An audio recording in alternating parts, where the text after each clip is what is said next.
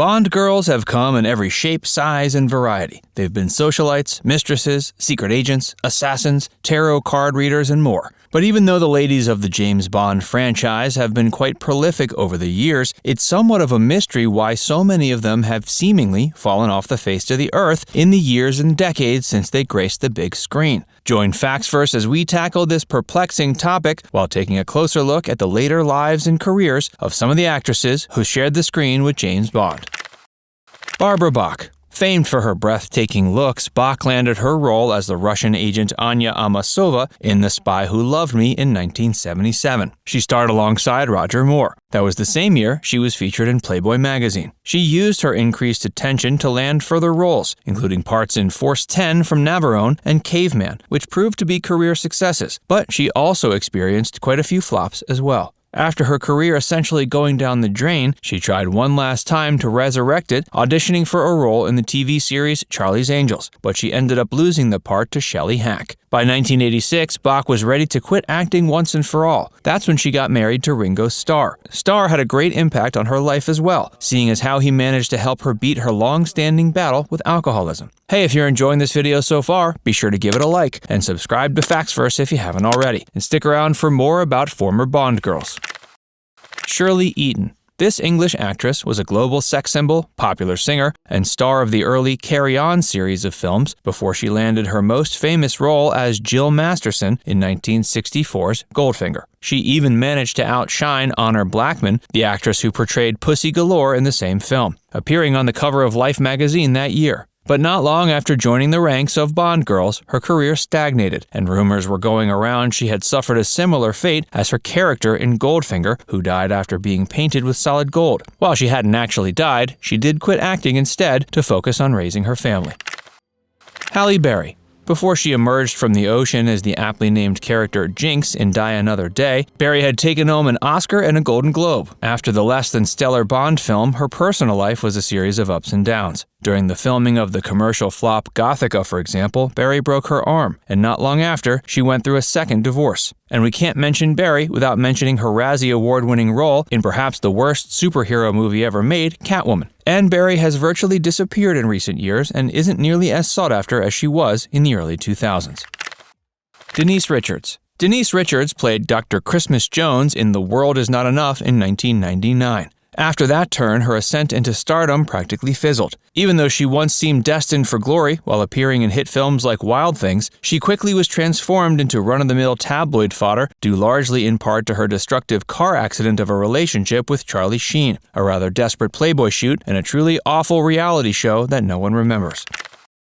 Tanya Roberts. Even though she enjoyed a resurgence in popularity later on in life, portraying the mom in the popular sitcom That 70s Show, Roberts, who starred in 1985's A View to a Kill, said that being a Bond girl was a license to kill, her career that is. The former model-turned-actor pretty much vanished from Hollywood after appearing in that film, and didn't land a single leading role in the 3 decades since appearing opposite Roger Moore. The ex-Charlie's Angel knew it wasn't the best career move to appear in the film, but did it anyway. She even shared her concerns with her agent, mentioning that no one ever got work after they appeared in a Bond movie. Roberts' agent basically gaslit her for voicing her concern and told her Glenn Close would even do it if she could. Roberts has retrospectively concluded that taking on such glamorous roles as one of Charlie's Angels and a Bond girl essentially typecast her. And if she could have gone back and done things differently, she would have stepped into the spotlight a lot slower than she had.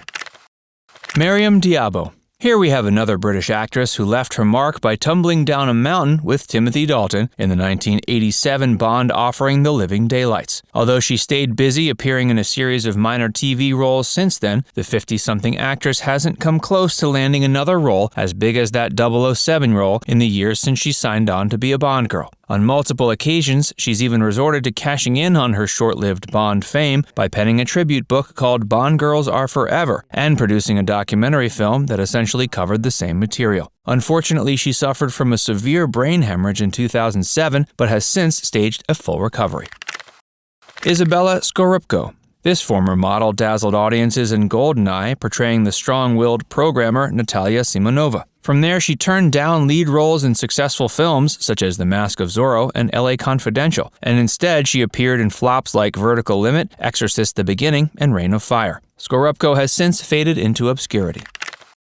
Lois Chiles. It's not much of a surprise this actress hasn't been taken seriously ever since she added the name Holly Goodhead to her resume. After playing the CIA agent with the innuendo-laden name in 1979's Moonraker, she gave up acting for 3 years after her younger brother passed away. In 2001, Chiles was also sadly diagnosed with breast cancer. Her last notable role after playing a Bond girl was as JR's lover in the first season of Dallas.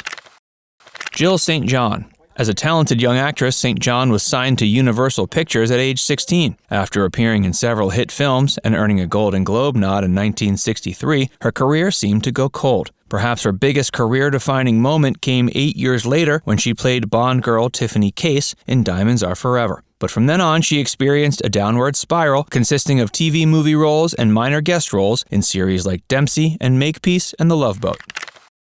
Lana Wood. This voluptuous actress and lesser-known sister of actress Natalie Wood briefly had her moment in the sun while playing opportunistic siren Plenty O'Toole in Diamonds Are Forever. She was never quite able to recapture the same kind of success she found with that role and went on to appear in a slew of lackluster made-for-TV movies in the years that followed. After her sister was tragically killed and perhaps even murdered in 1981, Lana published a controversial memoir that led to her becoming estranged from the rest of her family.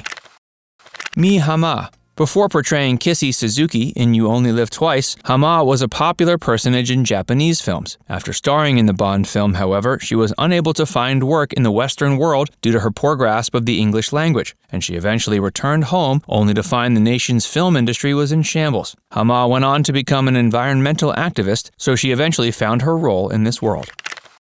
Daniela Bianchi. Just 3 years after winning second place at the 1960 Miss World contest, Bianchi landed the role of Russian secret agent Tatiana and was tasked with seducing 007 in the 1963 Bond film From Russia with Love. During the production of that film, however, a car accident wounded her face. Her injuries were so extensive her voice had to be dubbed over. Bianchi went on to appear in obscure French and Italian films and ultimately retired from acting in 1970. Now it's time to hear from you. Do you believe in the Bond girl curse? Let us know in the comments section below. And before you go, make sure you give this video a like and subscribe to Facts Verse if you haven't already. Click the bell icon to stay updated on all our latest content.